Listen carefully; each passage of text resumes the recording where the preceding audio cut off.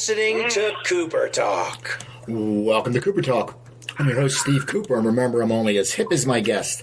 And I got to tell you something, people. Back when I was in college in the mid-'80s, my college was Stockton State in New Jersey, and we used to have something called the Spring Challenge, which the dorms played the apartments. And my senior year, I lived in the apartments, A-Court, and we won.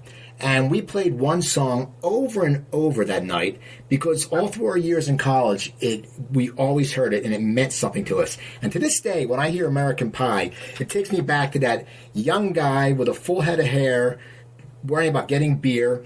And my guest is a gentleman who wrote that legendary song and sang it. My guest is Don McLean. How you doing, Don? I'm doing really well. How are you? I got no complaints. So the song, you just re-released it. With you start on the new album, a new song. What made you bring out the new version? Well, I don't know what made me do it, but I'm really glad I did it. They're a young a cappella group, Home Free, and they have quite a following. I guess 1 million Facebook followers or something like that, and growing. They got this teen thing happening with their audience. And they asked if they could do the song, and I said, sure, why not? So then they wanted to know if I would participate, and I said, okay. So I went to Nashville in September and did a whole bunch of other things, TV shows, interviews, whatnot. And then went to the studio and sang my stuff, and then did a little part in the video. And lo and behold, the original version of American Pie is number 1 on the iTunes sales chart right now, and the video we did is number 1 on the iTunes video chart. So that'll be nice for a few days, I guess. Well, yeah, it's great. Well, it's such a song that everybody knows and loves. When you wrote that, did you think that it would make so many people feel special? Because as I said, all my friends from college, we still feel that way when we hear it. When you were writing it, what was going through your mind when you sat down and started writing that song?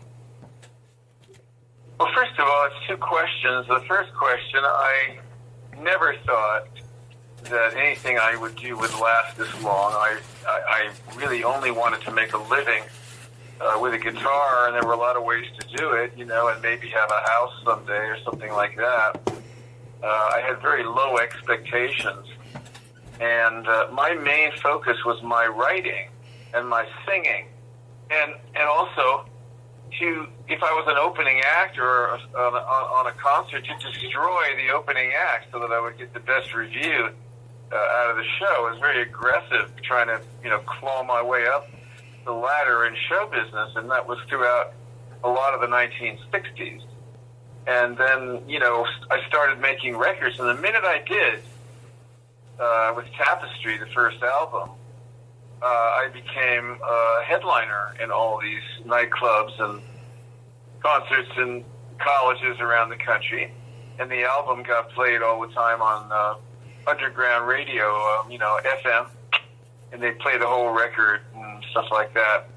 And the first single off of it was got into the top 100, which is totally amazing. So I was quite thrilled. Everything was due, We were singers and songwriters coming after the era of the Stones and the big boys, Dylan and Simon and Garfunkel and all those great people that made those great records here.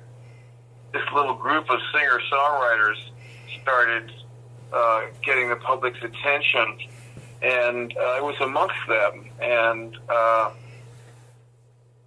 so it was exciting because I thought it was all over and it was just starting.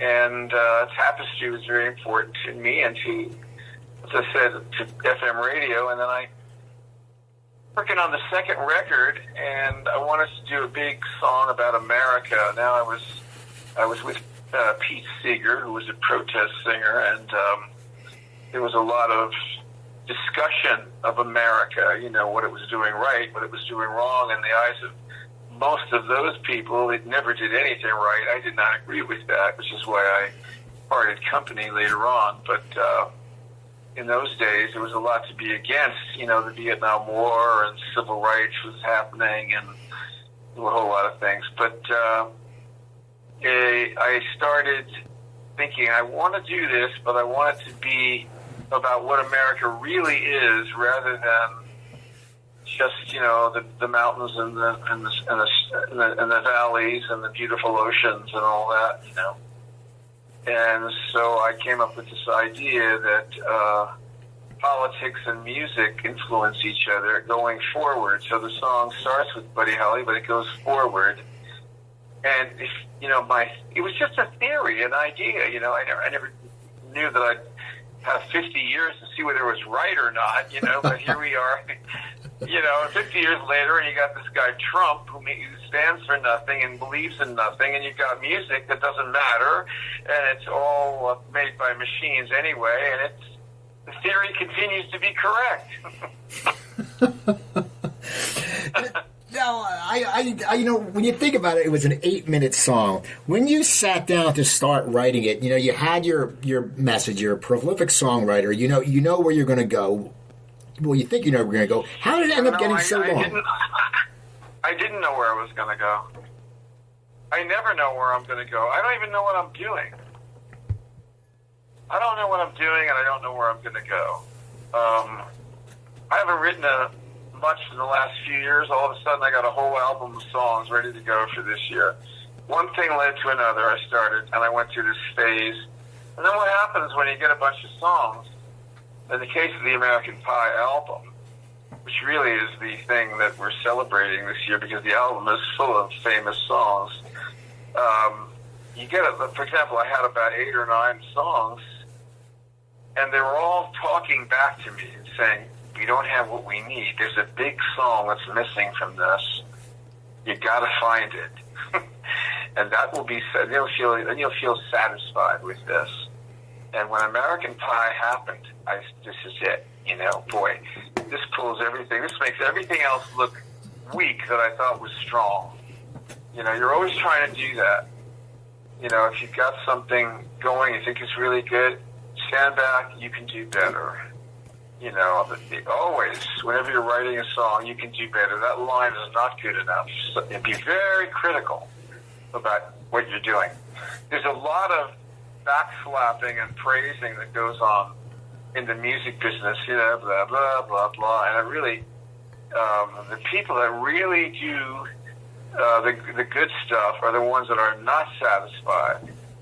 You know, they're very, very rugged, and they're very rigid, and they're very they're perfectionists. And I am one of those people. I'm hard to satisfy. Now, when you took that song to the record company, what was their take on it being an 8-minute song? Well, you know, let me just tell you this, that I like to say this sometimes in interviews, and I think you would appreciate this. Prior to the 1960s, you know, you had basically the studio system that made movies and made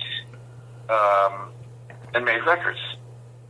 So, you know, you didn't have folk music, first of all. It was anything mainstream.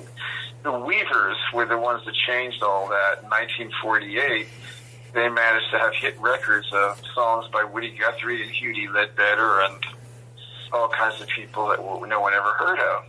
Before that, everybody sang with an orchestra, and you went in and you sang the songs that the A&R man thought were right for you, and you worked with the people the record company wanted you to work for, and this communal effort turned out a very beautiful product a lot of times. Most of those Capitol and Columbia albums are beautiful. They're very nice.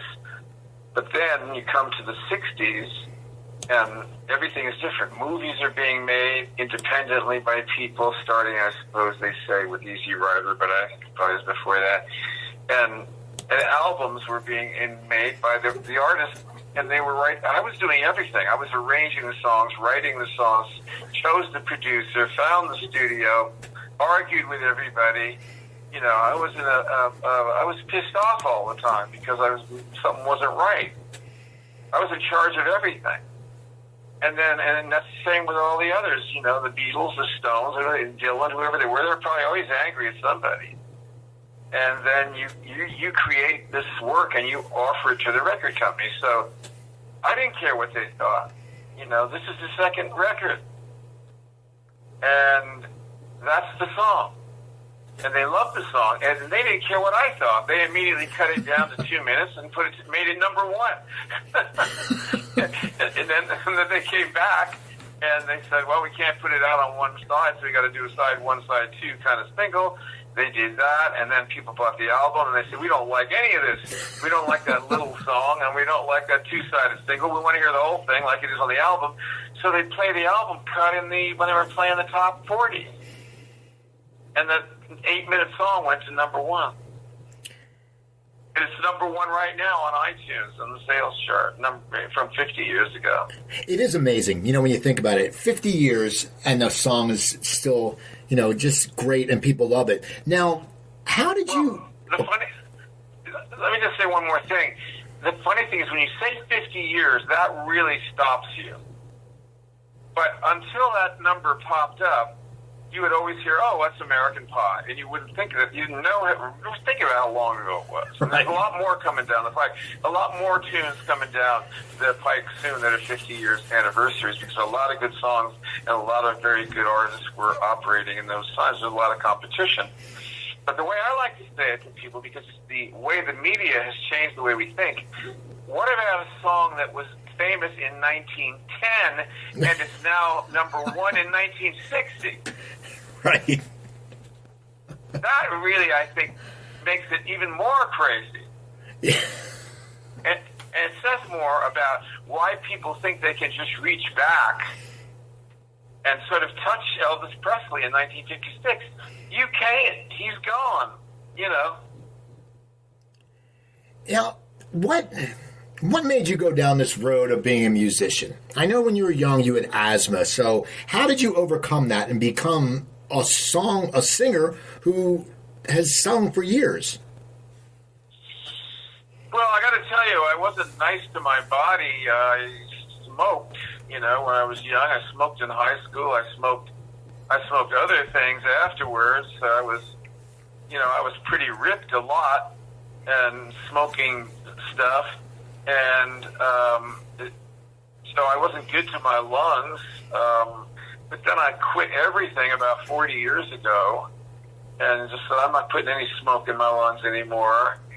And, one of the things that happened to me was that if you don't mind me just going down this road a little bit, I met a wonderful folk artist named Eric Darling, who was a friend of mine and taught me a lot about guitars and banjos and just about the art of being a musician.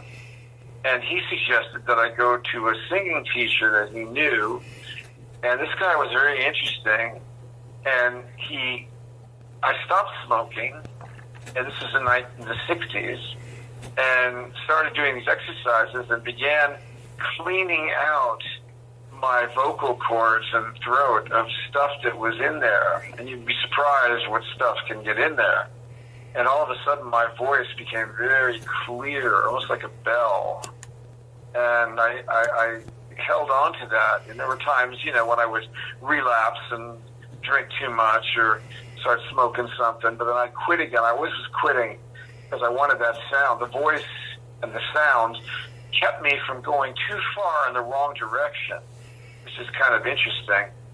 And then the vocal production, using your lungs and using them properly, your diaphragm. And so I sing almost like any pop singer from the 40s or 50s would be really an opera singer in terms of the way he used his voice. It's very Italian. Sinatra's same thing. Vocal production. And so I'm in that category. And so that further, and I felt so good. When my lungs were feeling great, I was singing great and feeling great, and I hadn't been feeling so good as a young person growing up, and I liked the feeling. So I kept going down the good road. Now, and I'm glad you did. Now, when you were starting out, What was the scene like when you were first trying to, get work? Was it hard? I mean, what was it like? Yeah. It was brutal. First of all, those nightclubs that everybody gets so touchy-feely and, have all these warm and fuzzy feelings about, they were run like, like a prison camp. You'd have a guy who ran the nightclub, and he'd, get your ass on stage and blah, blah, blah. Well, you weren't too good on that one, whatever you hear about it. And, they were always busting everybody's ass, about this or that.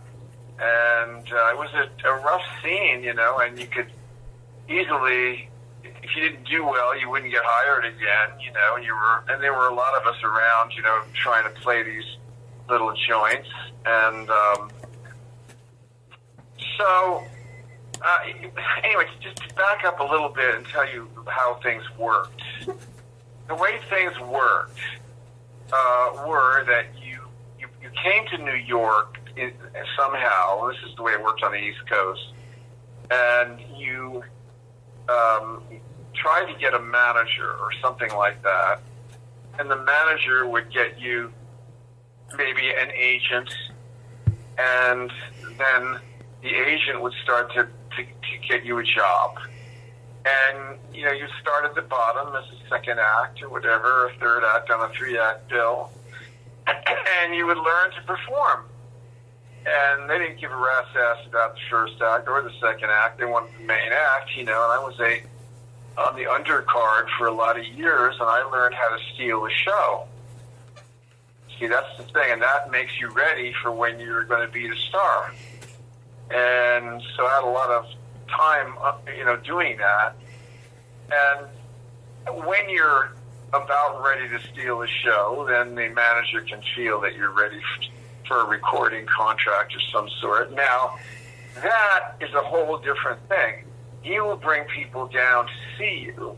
This is the way it used to work. And he'll bring people from, Columbia and Epic and Warner Brothers and all these great labels, and you'll get all excited because so-and-so is going to be there from, RCA or whatever, and you're always thinking about how wonderful it would be to be on RCA and or whatever the label was, and then, of course, you don't get it, and you're disappointed, so there's a lot of rejection. And then, after all that rejection, eventually, maybe you get a recording deal, maybe to make a record, maybe an album. Well, if it fails, and it's most likely going to, then you got a shitty album that you made, and the business knows that you did that, and so the likelihood of somebody assigning you again is now diminished. So it quickly comes to the end game, and you're out of the business. So it is extremely important that if and when you're able to get a recording contract, that you're lucky enough to have the recordings that you made cause some sort of a reaction, rather than just laying there and people not giving a shit about it. In my case, the first album was the most important, Tapestry, because everybody was playing it on FM radio, and I had all these songs and these new ideas that nobody ever had before. And although my voice was high and, I was a little sort of jarring when you first heard me, there was a brain behind that record and the songs, and it opened doors. I got a lot of respect right off the bat and started headlining. See, this is the build that goes on. That's work. And then the second album, of course, really shot the whole plan to hell because I became number one and was famous all over the world. And I lost my underground following because they thought I'd sold out. And then I was in a position where I was thought of as a hit act, which I wasn't. So, but new things continued, and the career began to take on a shape, and so then the years would go by, more wonderful concerts sold out, getting better on stage, making more albums, coming out with more songs that people are still playing. Best ofs come out, they go in the top 10, in my case, number 1 all over the world. A lot of best ofs that I put out, more, and it builds and builds, and so that's a career, But that's how it starts. And if you don't thread the needle the first time out, you're pretty much screwed. Now, you said earlier about, you have to strive for more. As a performer, even to this day, are you still learning every time you're on stage? Or are you still growing when you're on stage? I am. I have standards, and I sing the song. I believe in singing the songs as if I had never sung them before. Every single time, and I don't care where the venue is, I don't care whether it's a big important show or a small unimportant show, it's all the same to me. I have my standards and I have my art, and that is what I do, and I'm not adjusting it and making it better or worse depending on whether or not the show is important or not important, because you can't really know. Sometimes you have a small show and somebody very important might be there to see you. And you have a big show and it's kind of a dull affair. So you have to really always read the audience. I can very quickly, because I've done this so long, I can get out on stage and immediately tell what I'm up against. And I can do 3 things at once. It's one of the things I guess I developed unintentionally, but I can be completely immersed in the song I'm singing. And I can also be thinking about the song I'm going to do next. And I can also be thinking about what I'm going to say to set up that song, and where I'm going to be headed several songs later, all the while I'm singing the song. It's a weird, so that way I can control the homogeneity of the show without using some kind of a set list. I believe in mastering the idiom, to go anywhere I want to go, anytime I want to go there, and have people with me who are extremely good. And I can always resort to just playing my guitar. If I decide to go on some kind of a jag where I'm singing 3 or 4 songs that the band doesn't know, I just sit down and sing them. I was a major attraction in concert halls around the world for 10 years, just a guitar and banjo, so I don't have any problem with that at all. What's the difference in feeling? You said, you're a major draw with just the guitar and banjo. For you as a performer, a consummate performer, which do you enjoy more? Just you stripped down, or you with the whole band? See, I've got it worked out so I do it all. So I love working with my musicians. I know lots. They're all from Nashville. I know these guys for 30 years. And they're all brilliant. And there's so many, and they're really suffering now, by the way, in Nashville. No one's working. No one is paying into the union, and they're all screaming about paying out. And my guys are older. They have pensions they've taken, and they're trying to attack those. This is a serious situation in Nashville, because this is Music City, and there's no music. There's no place to play. None of these studios are doing anything. It's serious, and it's terrible. And I was there in September, and I did a thing for a thing called 615. It's some kind of a little concert I did with 4 or 5 of my guys, and I could see that they're worried and they're not happy, and there's nothing I can do. It's one of those things, but no, I like having the camaraderie and the energy of really talented people that are devoted to working with me, and it makes it easier for me, to do what I have to do.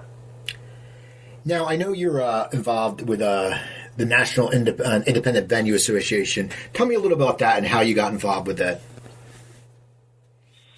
that was the idea of Home Free and their management, and I thought it was a great one. I did not think of that.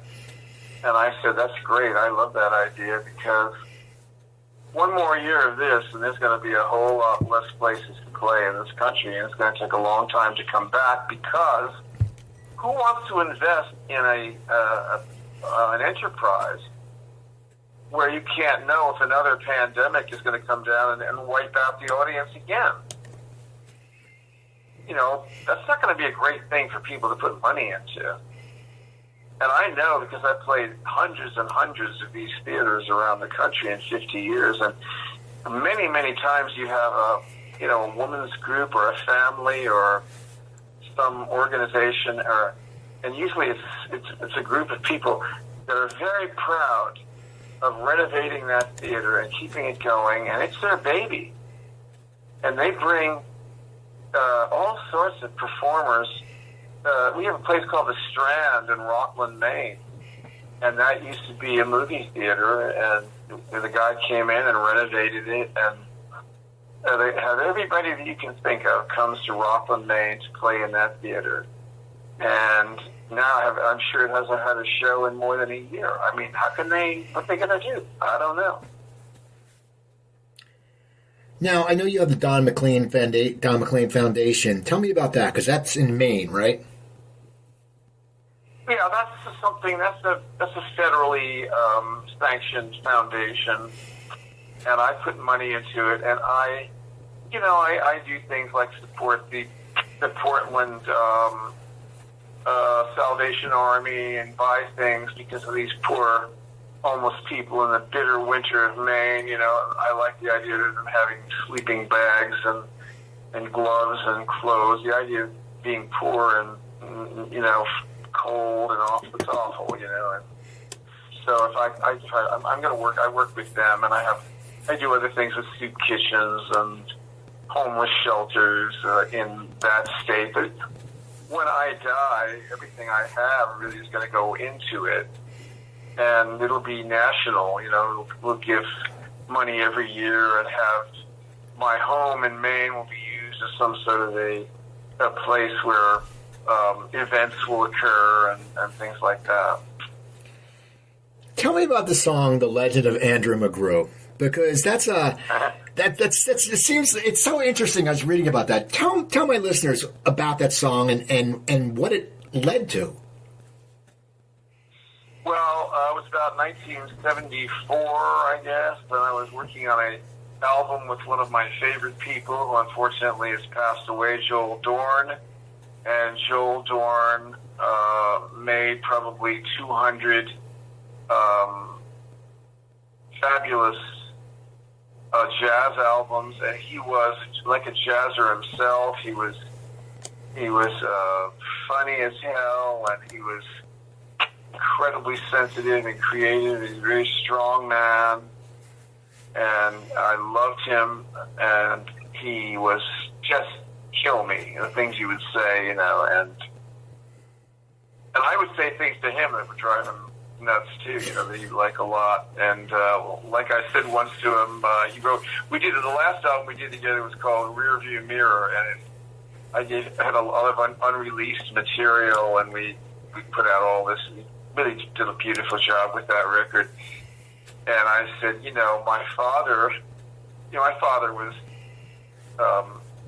a district manager, and he was 40-something when I was born, but when he died when he was 56, he looked like he was about 80.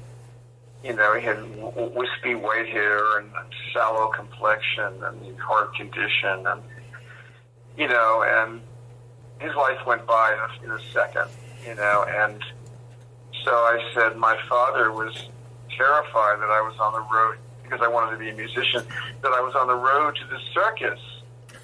That's about what it amounted to, to my father. I was going to be in the circus or something, and he wanted me to go to West Point, and have a distinguished business career, and so he went nuts. The road to the circus, oh my God, he wrote a whole thing about that, because that's, where I came from. The music business was for high school kids, guys that dropped out of high school, maybe, blue-collar people. It wasn't for what I was raised to be, which was a white-collar person, upper-middle-class person, but I didn't want any of that, really, after my dad died.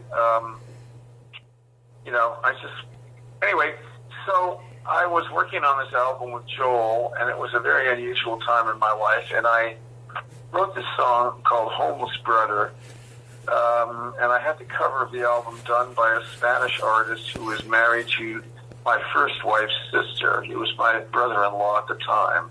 His name was Morcote from Spain. I loved his painting, and I'll tell you a little bit about this for a second. I gave him a picture of a woodcutter that Doris Ullman had taken in the 1920s. And I said that I wanted to have him inside of a boxcar. And my dog is there too, a little black and white dog. And would he paint me a picture for this cover? And he created the cover of Homeless Brother that way. And everything we did. And then there's a beautiful pair of boots inside that he did also. Gorgeous. That's him. Anyway, I wrote Homeless Brother about hobos, and that's what the idea of the record was. And I read the newspaper about this little article that said hobo buried in Dallas. So I thought, well, that's interesting. It sort of fits in with what I'm thinking about right now. Jack Kerouac was the guy that inspired the idea for Homeless Brother from a book I'd read from his poetry. But I read this article, and it said, mummy buried in Dallas, and then I'm digging. I said, holy mackerel. They find this lady. Her name was, I can't remember it right off the bat, but she was a nurse. And she went into a basement somewhere where they had artifacts from an old medicine show in the basement of somewhere. I don't know where it was, whether it was a public building or someone's house, whatever. And she saw this mummy. That's a person. Don't you realize that? That's a human being. And she was appalled. He was in a tuxedo, and this looked like something that had been in a fire, all blackened. The man was black anyway, but it was turned blacker than that. Even this decayed and became this mummy. And she said, we have to bury this person. And she did. She had a burial. And there was a lot of black newspapers in Dallas, Texas, and they wrote all about this story about Andrew McCrew, and he got buried because L.G. Pace was her name. L.G. Pace, P-A-C-E. She got buried. I wrote the song about him, and that WGN in Chicago played the song like day and night and raised money to buy a headstone for Andrew McCrew. And so they got one, and on the headstone were the lyrics of my song. And they reburied him in Lincoln Cemetery, which was the most prestigious cemetery in Dallas, Texas. And so I had a friend from the Deep South who was named Lee Hayes, and Lee Hayes was was in the group The Weavers, and he was the bass singer of the group, and he was a brilliant man, and I would go visit him once in a while, and I told him the story about this mummy and the song and all the stuff that had been happening, and that's caused all this to happen. And he paused for a moment, and he said, I saw that mummy. This is the kind of thing in the Deep South, Arkansas, Mississippi. This is one of the indignities they would do to black people. This mummy fell off a train, lost a leg, and lay there. Nobody cared about it. Somebody came along, we'll mummify him, and I'll take him around as an oddity. And this is the kind of thing that still in the 1930s, it sent a shiver up my spine, I'll tell you that. Because I've been lately quite interested in slavery, and I just want to cry every time I listen to a lot of these slaves who talked in the 1930s. And the idea, I'll put myself in their shoes. Imagine being a piece of property that you were sold, your child was sold, I'm learning more like that women were made to breed. They wanted more of them, so they breed them. Oh my God. I mean, it's just, the more you get into it, the more it's so crazy. And the idea of them raising the white children and then the master, having sex with them and making more children and sending those kids down the road too, It is, it is crazy how history is. I mean, when we don't notice it, I mean, even now, I mean, there are problems, but you think about it and you're like, wow. I mean, you put it perfectly. What would it be like to be a piece of property? I mean, I know people who bitch because they don't like their job. Well, you're not a piece of property. God.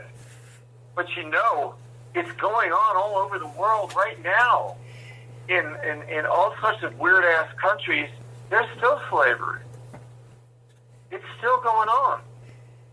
Slavery has been going on all over the world in one time or another for centuries. People enslaving other people.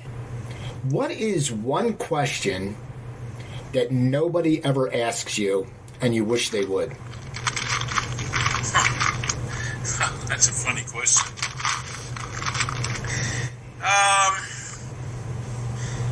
I don't really care who asked me what. I don't think that way. I don't think, oh, gee, I wish they'd asked me this.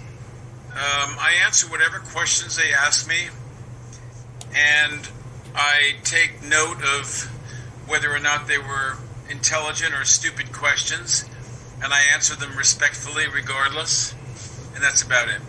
Okay. The song Vincent, where did that come from? I know it's inspired a lot of people. Where did that song come from? Because it's such a great tune. Have you ever read about it?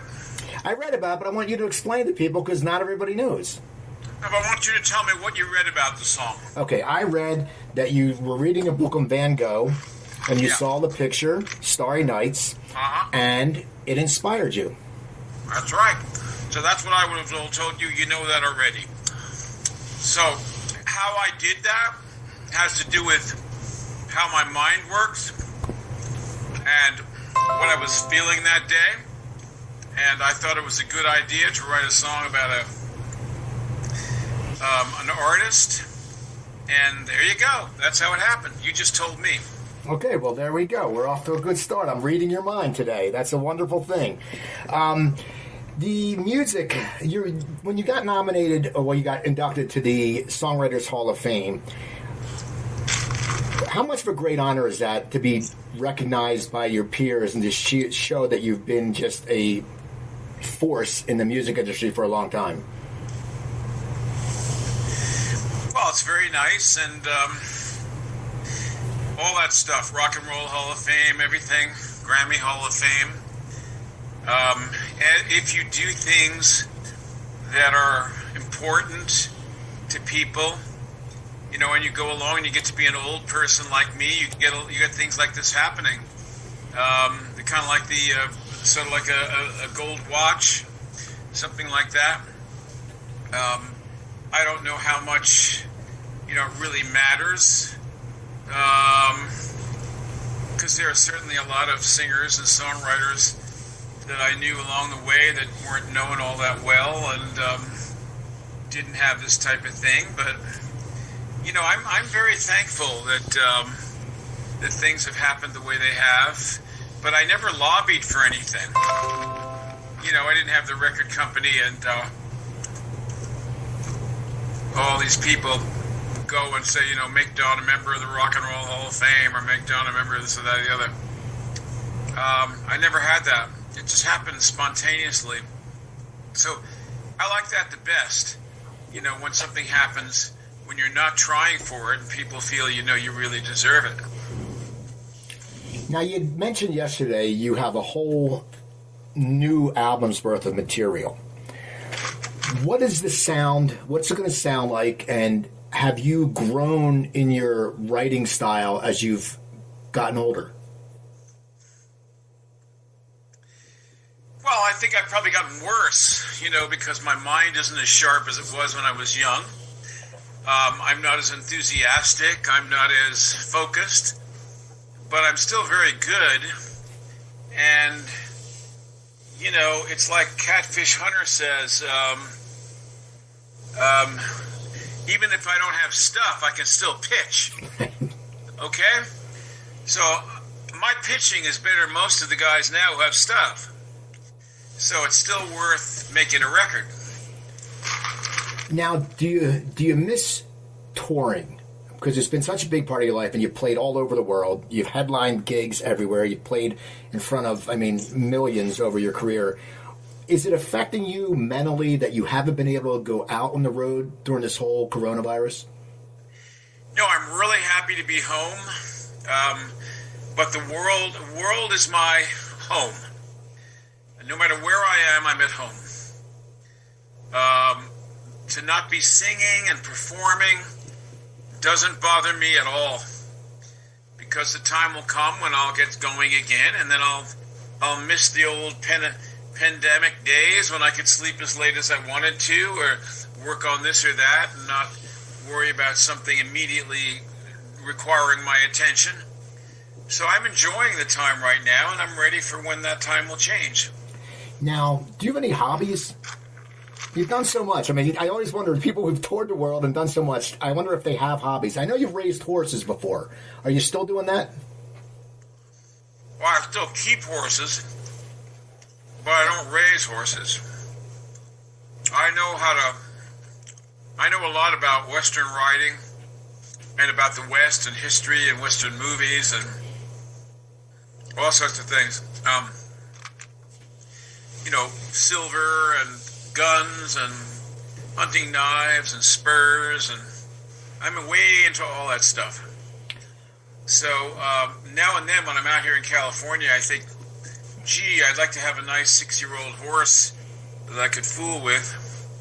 I think I might actually do that at some point, and that would require a whole quest, to go find him and then have a place to put him and go there every day. And I'd be better physically if I did that.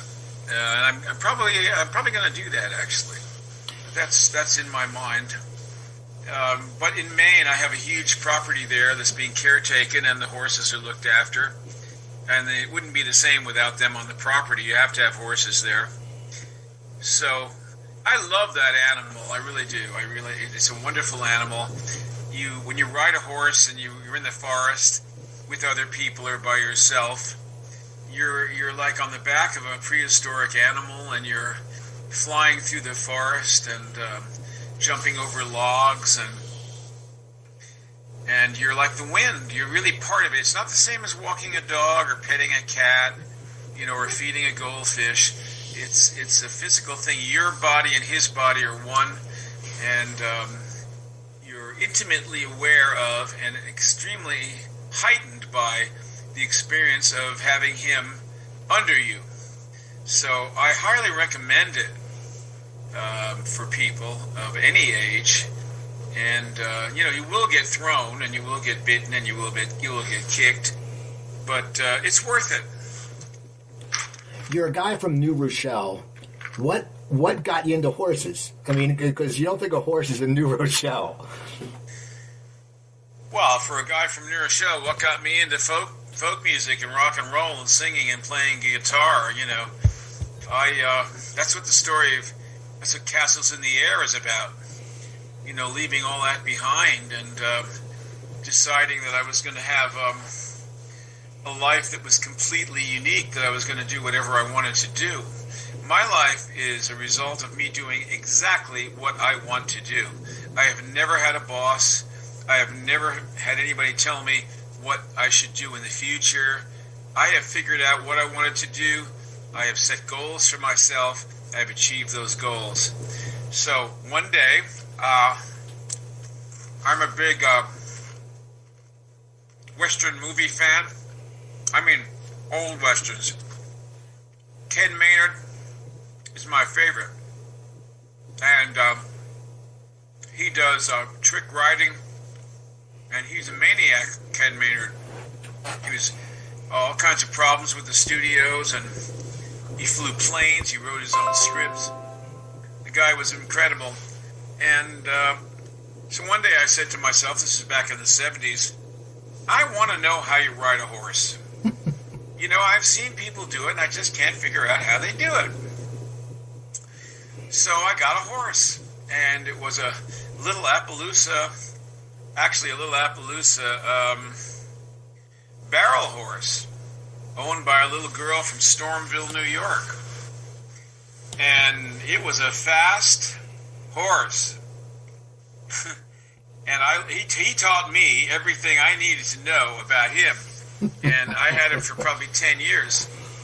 And I remember one time we were riding very fast through the woods, and I fell off for some reason. And I expected him, this was after I'd had him for 6 years maybe, I expected him to turn around and run home, you know, and I'd be walking. Instead, he walked over to me and gave me a push and said, you know, get back on, you know. I'll never forget that. Now, so do you consider yourself somewhat of a cowboy? Well, no, because a cowboy is a seriously hard job, like being a lobsterman or a logger.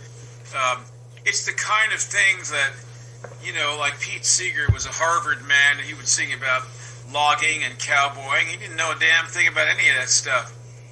So that's the thing about the folk category. It was basically a fake category. The only thing I wanted to hear guys singing about picking cotton. Who's picked cotton? You know, and I wanted to hear a cowboy who was a cowboy sing about, you know, the Chisholm Trail. So no, you know, I'm interested and sympathetic with many things, and certainly with the West, but you know, it's more in how to handle a horse, how to use a horse, how to live in the. I could very well live on my own in the woods with a gun and a pack horse and some stuff. I know how to do all that stuff, so I could be quite comfortable that way. Of the places you've performed at, what country have you loved performing the best in? Oh, I like lots of countries. I like countries that speak English. But I also like Holland. I like Scandinavian countries. I like, I wish I were more famous in Italy and France and Spain, because I'd love to spend more time in those countries and learn a little bit about their food and their language, and I will before I die, because I'm already doing that. But Australia, you know, is lovely, and England is lovely, and Ireland and Scotland have been my home. And America, of course, I've loved. So, yeah, countries that speak English, but the ones that have loved me the most have been the ones where they've appreciated the sound of my voice, the sort of the high tenor sound that I have. You do have a great voice. And, you know, how did you end up recording Crying? That's interesting. I went to Nashville because I was on United Artists Records for a while, and Larry Butler was a great producer in Nashville, and he produced all these Kenny Rogers hits on United Artists. And he said, could Don come down and do some sessions?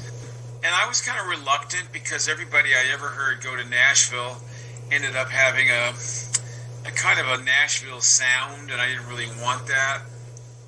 So I went down and I did the album Chain Lightning, but I just went in there and I said, look, boys, you know, I've got some, you know, my own songs and some other songs that I want to do, and my own songs are not country, and they're a little different.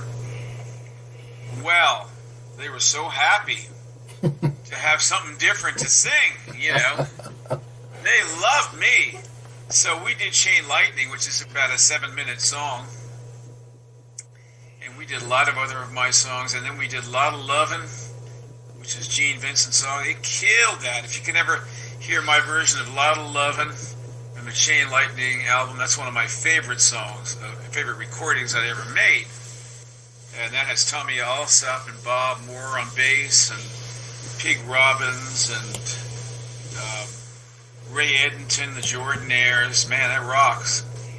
And then I said, well, I'd like to do Crying. And I had a different way that I wanted to do it, a more solemn way, because Roy's version was, I was all right for a while. I could smile for a while. And I didn't want that. I was all right for a while.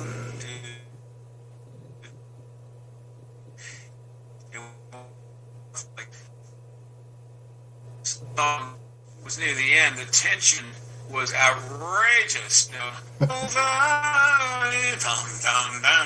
it worked out. And they made a gorgeous record, and it became number one, like all over the world.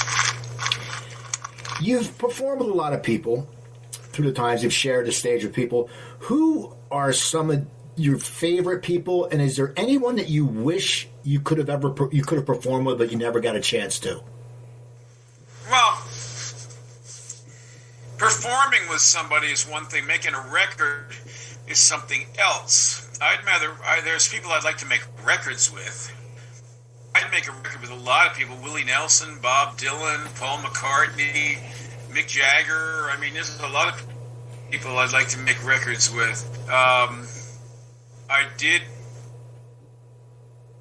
do a tune with YouTube. I made a really nice job on that. I had an idea for that one. She liked it. And there are others, that are around, but they're dwindling. They're getting older, and the guys that I would want to have anything to do with. Not that I don't like what's around, but I don't understand a lot of the music that younger people are into, and I don't pretend to understand it. It's not for me. I'm not young anymore. I had my day. I had the things that influenced me, the things that I liked. I had my bias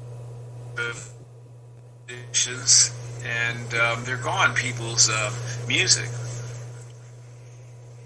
Well, that's great, Don. We're having some technical difficulties, so I got to talk to you. I can ask you a few questions. I want to thank you for taking the time a second day with me, because you are you're a legend, and I appreciate it, because as I said yesterday, American Pie always reminds me of college, and it's one of those songs that sticks with me. And every people I talk, when they hear I interviewed you, they're going to be like, "Oh my God," and it reminds me of college. So thank you so much, sir. Well, this pandemic and making everybody be inside, it's affecting people psychologically, young people especially, and at least we have music to cling to and to hold on to until things get better, and that will help us hold on to our mental health. So I encourage people, and I don't have to encourage them, they're going to do it anyway. Find the artists that you like and listen to the music and download it, and it'll get us through this. Thank you, Don, and you have a great... I can't wait to see you back live. I know you're playing in Ocean City, New Jersey this summer. You're supposed to, and I'm an hour from there, so I'm going to come see you, and I'm going to say I want to go meet Don backstage. Well, I know how you look, so I'll recognize you. All right, man. You have a great day, okay? All right, thank you. Thank you. People... Let's give it up for Don McLean. People, check me out at Cooper Talk, www.coopertalk.net. You can find over 830 episodes. Email me at cooper@coopertalk.net. And remember, I'm Steve Cooper. I'm only as hip as my guest. Don't forget, drink your water, take your vegetables, eat your vitamins, and I'll talk to you guys next time.